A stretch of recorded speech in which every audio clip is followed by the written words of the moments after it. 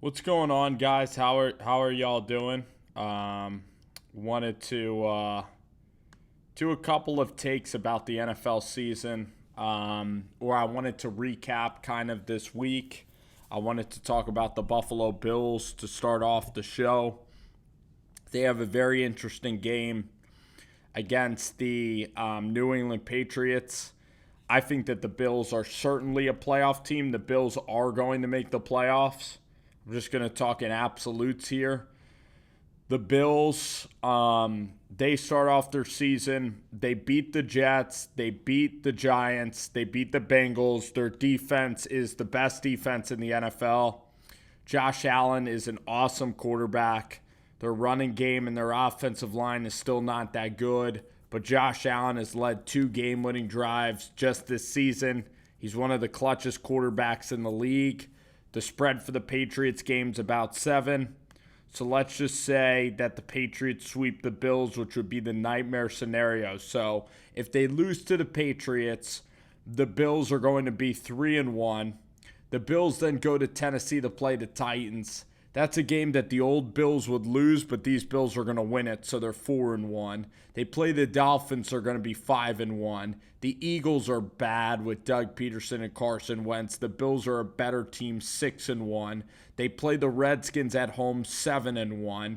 They go to Cleveland, and Cleveland's going to be out of it, 8-1. They play the Dolphins on the road, 9-1. They host the Broncos that aren't as good as them, 10-1. They go to Dallas, 10-2. They play the Ravens at home, 11-2. They play the Steelers on the road, 12-2. Play the Patriots away. They already had the division locked up.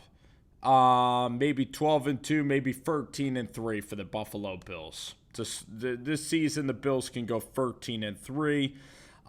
They're going to win all these games. It's the easiest schedule. They're going to have the number 1 seed in the AFC. Hopefully the Chiefs will lose some games.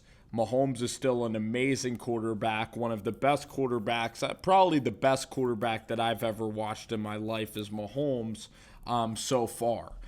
He's done nothing wrong in 2 years. Now Mahomes could get injured or he could start to suck.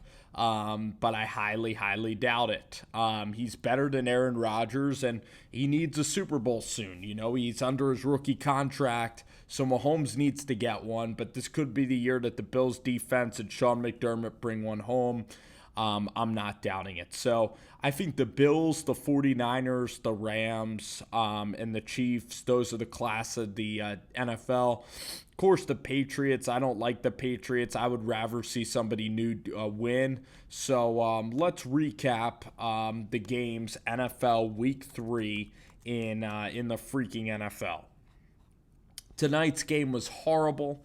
I don't wish it upon anybody. The Redskins are a joke of a franchise. The fact that they still have Jay Gruden, who's been 500 or worse in most of his years, and they just have no direction. Their owner is absolutely awful, and he does nothing to improve his reputation. He doesn't even speak to the fans. He's rich enough to own an NFL team, so I congratulate him on his success and the family success. I couldn't dream of making $1 billion. But if I did, I'd love to own an NFL team. The reality is he shouldn't have to sell his NFL team. If I was an NFL owner, why would I sell an NFL team, even if they sucked? But I wouldn't want to keep sucking. And apparently Dan Snyder's all right with absolutely sucking. All right, let's talk about the other games. Baker Mayfield, Cleveland Browns. He looks lost. He looks worse this year. He's not really that good of a quarterback anymore. He gets out of the pocket too much. He's not hanging in the pocket. He's not taking hits. When your offensive line isn't that good, you're going to take hits. John Dorsey sucks. He gave away Kevin Zeitler for Olivier Vernon, and Vernon's done nothing. He was an overrated player with the Giants, and then Odell Beckham went to the Browns, and he pretty much is just a huge distraction, and he doesn't win either. He just gets a lot of catches, but his headache in the locker room is absolutely awful. He's a drama queen, and he doesn't win either. So the Giants, meanwhile, are going to be all right. We're going to turn this thing around. We have a small budget, the New York Giants. But I think Dave Gettleman is a lot better GM than John Dorsey, but the media is just so dumb. Here's the thing about the media. Like the guys on ESPN and stuff that insult Daniel Jones or insult the pick. The thing about them is that they just do this just for ratings. Because if they don't sound interesting or they don't invoke a reaction, because they're applying their reactions to the average American, and the average American just wants to be entertained, right? So the point is that these people are entertainers. They're almost like comedians in sports media. You have to be interesting. If you sound like a board, if you sound like a freaking whiteboard, nobody is going to be interested in what you have to say. You have to come up there with takes that are actually, if you're in the opinions business, you have to come up there with unique takes, okay? And you have to back those takes up. And people just hated on Daniel Jones, and now they're immediately they're just going against their takes after one game. And they completely roasted the kid, a 22-year-old kid that, was a really good quarterback at Duke. Because at Duke, there's no football players. Even Tua Tagovailoa on Duke would only win about maybe 7 or 8 games. Anyone at Ohio State can do well. Look at Justin Fields. It's a revolving door. Look at Jalen Hurts. So any quarterback that goes to a college where they're playing inferior competition and they have great wide receivers, they're going to do well each and every time. So why would you want to select a quarterback from, Ohio State? Why would you want to do that? Because they're just a product of a system. But when you look at a quarterback like out of Duke or out of Wyoming that hits the scale, there's something interesting about that, Look at some of the worst coaches in football. They're just retread hires. Like, look at the coach of Tennessee, Jeremy Pruitt. Jeremy Pruitt was an assistant under Nick Saban. How many assistants under Nick Saban are good in college football? Mike Locksley isn't that good. Will Muschamp is not that good. Jimbo Fisher won a national championship, but he had a transcendent player. He's been pretty average and mediocre. He's getting worse and worse, and Kellen Mond is awful. So, look at Bill Belichick's assistants. Flores is terrible. Mike Vrabel is atrocious. Bill O'Brien is nothing more than completely average. So Mangini, all the Belichick assistants do nothing. So the point is, when you're at Ohio State, you have Urban Meyer and Ryan Day. Of course, you're going to be a really good quarterback. You go to USC and you have the best receivers in the Pac-12. Of course, you're going to do well in college. It's not going to make you a great NFL quarterback. But when you go to Duke and you try to elevate that team that has no receivers, you're at Wyoming like what's his name, like Josh Allen, or you go to NC State like Russell Wilson did. You're at Arizona like Nick Foles. You're Carson Wentz. You're all the way up in North Dakota State, Mississippi State with Dak Prescott. These are where the elite quarterbacks go. They're small school products for the most part, okay? Like Jordan Love from Utah State. Point is that, we look at Daniel Jones, and it's just sad how the media now is like immediately like saying Daniel Jones is awesome, and it's all just a dramatic show.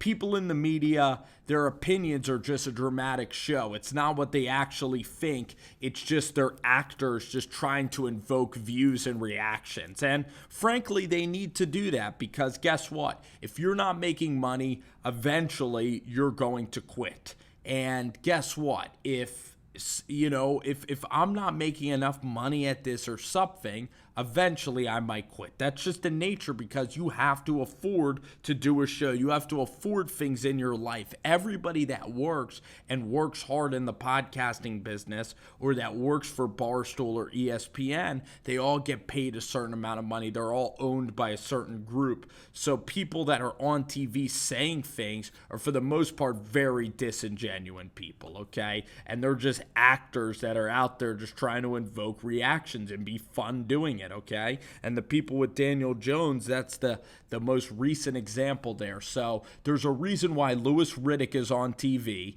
and there is a reason why Dave Gettleman is the guy calling the shots, and there's a reason why Dave Gettleman, immediately after the Panthers let him go, there was another reason why the New York Giants, an NFL franchise, took him, because they know that Dave Gettleman was awesome, and they went out and they swooped him up immediately, because Gettleman has spent his life doing this, and you should pay attention to what Gettleman does, and not what some dumbass on TV is saying about Daniel Jones. You should actually trust the guy that has been here for the Super Bowls, that has been there everywhere. But that's kind of a rant that I wanted to take. But everybody in the media all ganged up on Daniel Jones. He's a poor kid. He didn't deserve any of that stuff. The Panthers, they need to start a Kyle Allen. Cam Newton is shot. His shoulder is absolutely terrible. He can't complete a 3-yard pass. The teammates and the team likes Kyle Allen better. Kyle Allen's more unselfish than Cam, I think. I think Cam Newton, with all the dancing and celebration, no teammate will come out against Cam, but I think Josh Allen gives them a new perspective. And for Ron Rivera, who's going to get fired anyway, he's a lame duck coach. He's going to need Kyle Allen to do good things. The Broncos are playing terrible football, but the Broncos, you look at their schedule, they had to play Oakland the night Antonio Brown left. So I look at that team in Denver. Listen, they've played the Bears. The Bears are 2-1. The Bears are really good. The Bears defense is amazing. The Packers defense is awesome. The Broncos are 0-3, but they've played they played really, really good teams. The Detroit Lions are 3-0 or 2-0, and the Lions have played Arizona and the Chargers at home. So there's a big difference between the Denver Broncos being 0-3 and like a Detroit Lions. The Lions are fraudulent. Matt Patricia is a fraud. He doesn't know how to close out a game. Once the schedule gets hard, the Lions are going to finish dead last in that division. There's no way that they're making the playoffs, all right? The Lions are not better than the Vikings. They're not better than the Chicago Bears and Matt Nagy. The Lions are a terrible, terrible team. The Ravens are an overrated team. The Kansas City Chiefs were up 30-13, and they got to rest and relax, and Lamar Jackson was a garbage time all-star yesterday. He is not near the level of Deshaun Watson and the Texans who beat the Chargers. Lamar Jackson is overrated, and Lamar Jackson better beat the Browns this week. I mean, this division, you have Mason Rudolph at quarterback, who's not good, Andy Dalton, who's been average for years and a first-year coach, and then you have Mike Tomlin, who is basically almost fired at this point, and you have Mason Rudolph, and then you have Baker Mayfield and a first-year coach and a guy, Freddie Kitchens, that doesn't seem to be doing very well as a head coach. John Harbaugh is clearly the best coach in that division. The Ravens defense does seem like the best defense. They should win that division, but they're going to be a 4 seed, and they're going to get beat by the Patriots probably in the first round of the playoffs. Let's see if the Patriots can get any more losses on the schedule. So Jacoby Brissett won. I didn't really learn anything in that Falcons-Colts game anyway. I didn't really learn anything. The Patriots, they have a pretty easy schedule. Giants, Jets, Browns. They do go to Baltimore, so maybe Baltimore can beat them. They do go to Philly, maybe Philly, Texans, and the Cowboys. So maybe. Maybe the Patriots can lose some games, and then they do play Kansas City. All right. Maybe they go 11-5 and the Bills can go 12-4 and win that division. Very possible. The 49ers look absolutely spectacular. I really love everything that the Niners are doing. They made 5 turnovers. They still won a football game, okay? I love everything that the 49ers stand for. They're 3-0, and they played Bengals and Steelers and Tampa. So you could say that they played awful teams. But Matt Stafford in this league hasn't really done anything in this league. And you could say Garoppolo hasn't done either, but Garoppolo was with Bill Belichick and the Patriots. Garoppolo as a starter is like 8-2, so he's still an unknown. Matt Stafford we've seen for years. Patricia, you could say that he's kind of an unknown, but I like the play calling of Shanahan. I objectively like it better than Matt Patricia. I do. And also you look at the 49ers still have 2 games against the Cardinals coming up, which are W's. They still have games versus Seattle, and Seattle's an overrated team. They beat the Bengals by 1 point, and they lost to the Saints that didn't have Drew Brees, and they were getting crushed against the New Orleans Saints. So I've been saying for a long time, like Jadeveon Clowney not doing much. I said for a long time that the Seattle Seahawks are overrated, and paying Russell Wilson was the dumbest thing that franchise could have possibly done. All right, so that's how I look at this week, kind of. I think I recapped all the games really quickly. The Vikings look great. John Gruden, I was sold a bill of goods on John Gruden, and he's massively failed. He looks absolutely terrible. John Gruden and the Oakland Raiders. Derek Carr is going to be gone. The schedule's too difficult. He's not good enough. It's sad. He's a wonderful guy, but he's just not going to be the quarterback for the Oakland Raiders going forward. So those are kind of the hot takes. The hot takes that I had, if I had to describe the playoffs to you right now, I'd say in the NFC, like I said from the beginning of the year, I've stayed firm on this. I'm going to go with the Dallas Cowboys in the number 1 slot, the 49ers in the number 2 slot, and that's going to be your NFC Championship game. In the 3rd slot, we have to go with a team from the North, so I'll take the Green Bay Packers in the 3rd slot, and in the 4th slot, that is going to be, let's see who's going to be in the 4th slot. I'll take the Saints in the 4th slot, and the Saints will win 1 game in the playoffs. The wild card teams in the NFC, I'll take the Vikings for sure as a wild card, and the Rams as wild card teams. Okay, so that's a really stacked NFC that's completely loaded. All those teams are already pretty much in. Vikings, Rams, 49ers, Cowboys, Saints. So we have the Cowboys, the Niners, the Packers, Saints, Rams, Vikings. Pretty easy 6 teams in the playoffs. The Giants, they got off to too slow of a start. Maybe the Giants can beat Minnesota. The Giants will be kind of close. The Cardinals, I was wrong on how good they would be. They have way too many holes in their team. In the AFC, the Chiefs look like they're going to win their division.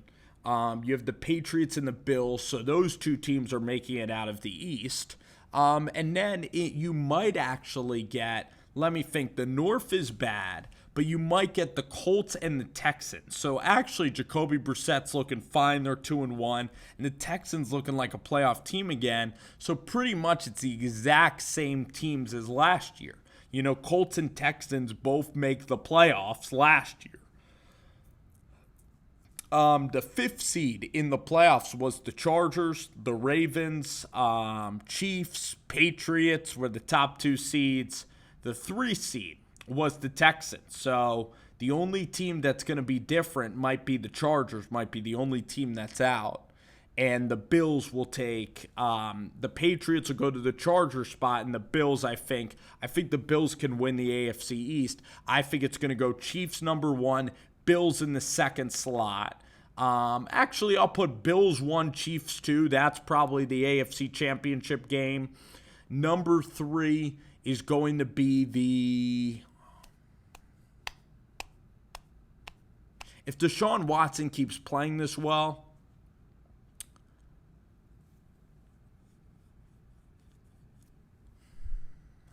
I'll take the Texans again in the 3 slot. I think Deshaun Watson is playing out of his mind good. He was amazing in that Chargers game. In the 4th slot, for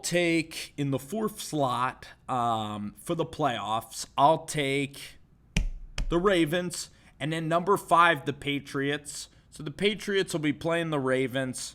They'll probably beat the Ravens. And number 6, the Colts. You have a Colts-Texans rematch.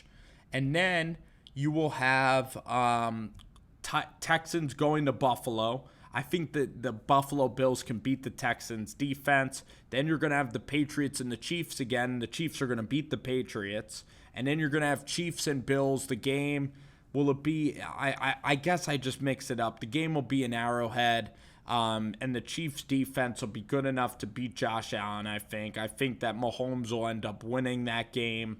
And I think that the Chiefs will get into the Super Bowl.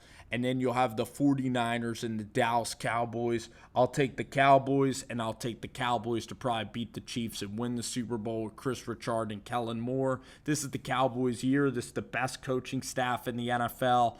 Dak Prescott is an MVP candidate at quarterback thanks to Kellen Moore, but also he's just really turning into a great player. He's added a vertical passing game to his arsenal. He's improved during the offseason. He's gotten a lot better. Carson Wentz has regressed under Doug Peterson's tutelage. Frank Reich not being there to help out Carson Wentz, and John DeFilippo is hurting Carson Wentz. There is no running game. Tony Pollard is even better than Miles Sanders. The defense of the Cowboys under Chris Richard is incredible, and for Jerry Jones and this staff, it would be great for the Cowboys to keep their staff together, because if they keep Dak and they keep this team, I think that the Cowboys can go on a run here for about 4 years. I think they can win a couple of Super Bowls in the stretch. I think Dak is like a Troy Aikman at their quarterback position. I think that Zeke is like an Emmitt Smith.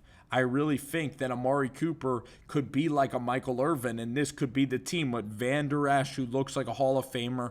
Jalen Smith, I'm not sure about. Tank Lawrence, borderline maybe. Byron Jones looks like, when it's all said and done, he could be Ty Law. I mean, this secondary in this team, I mean, we look at Chris Richard. He's every bit as good as great defensive coaches out there in the league. If they keep Kellen Moore and these guys together for like 4 years, it would be amazing for the Cowboys. I mean, they're still young. If Jerry can keep all of these guys happy and Garrett will be a figurehead for this team, it would be absolutely terrific, for the Dallas Cowboys.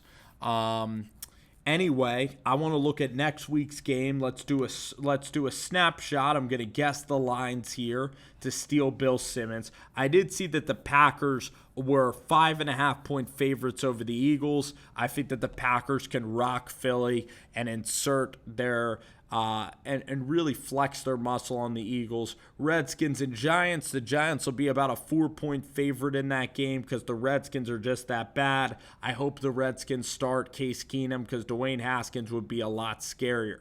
Chiefs and Lions. The Chiefs will be favored by about 4 or 4.5 points, and I'm actually going to take the Chiefs in that game. I think that nobody has stopped them yet.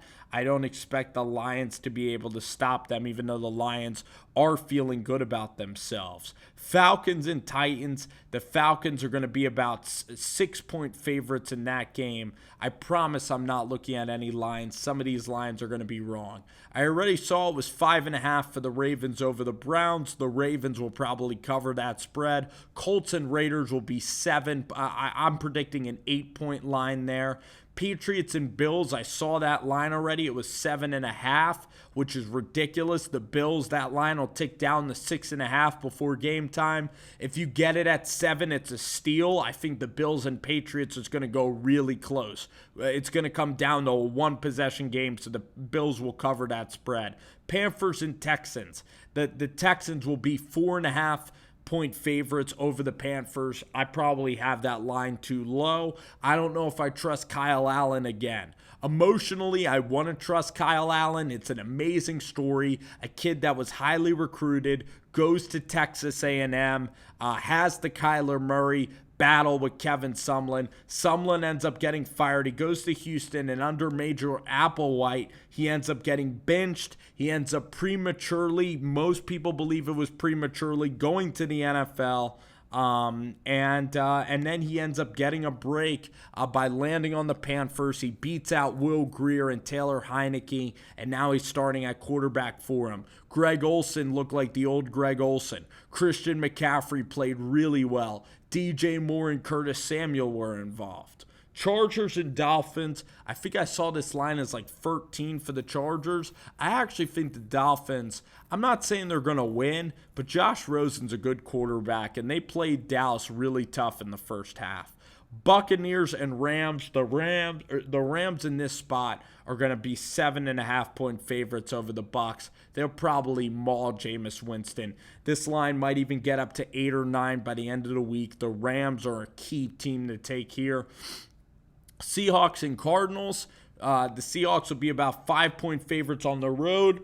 I don't know if I trust Arizona and Kyler Murray. I think Seattle probably wins that by a touchdown. Vikings and Bears is a really intriguing game. The over-under for that game should be about 43 points.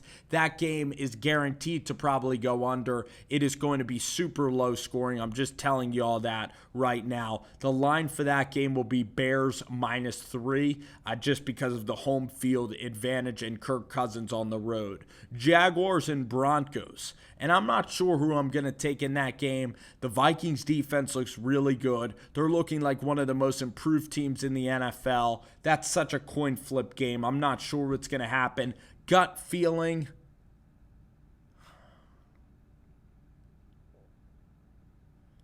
I actually will take Minnesota, so I'm going to go against my gut.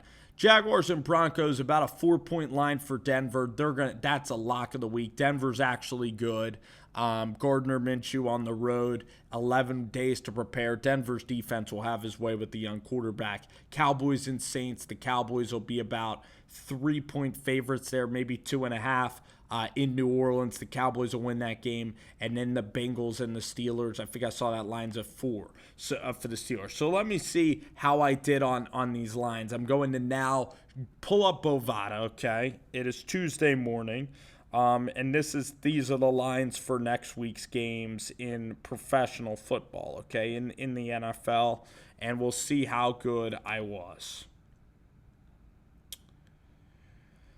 5 points, Eagles, Packers. Texans and Carolina, I said that game would be around 6. It's about 4.5. Cleveland and Baltimore is ticked up to 7. The public money riding Baltimore. The Chiefs are big favorites over Detroit, even more than I expected. The Chargers at 16.5. I think the Dolphins can cover that spread. I think the Chargers are a bad road team. 7.5 for Buffalo. 7 points in Colt land against the Raiders. Atlanta was 4 over the Tennessee Titans. The Rams are big favorites over Tampa. That line is 9.5.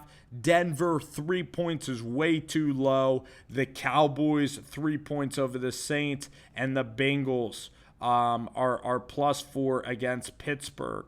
I am going to try this week. There's 13 games in the NFL. I got to write down these picks somewhere. I'll take Green Bay. I'll take Houston over the Carolina Panthers. Green Bay, Houston, Baltimore, Kansas City, Miami, Buffalo, Colts, Falcons, Seattle, Rams, Broncos, Cowboys, Bengals. Probably going to be about 13-0 right there if you do those picks, at least 11-2. Those are the gut reactions on the picks. So there you go, guys. A little recap of last week, a little playoff predictions. It was about 28 minutes. I hope you got anything out of the podcast. An NFL recap, just shooting the crap with y'all right here late night on a Tuesday.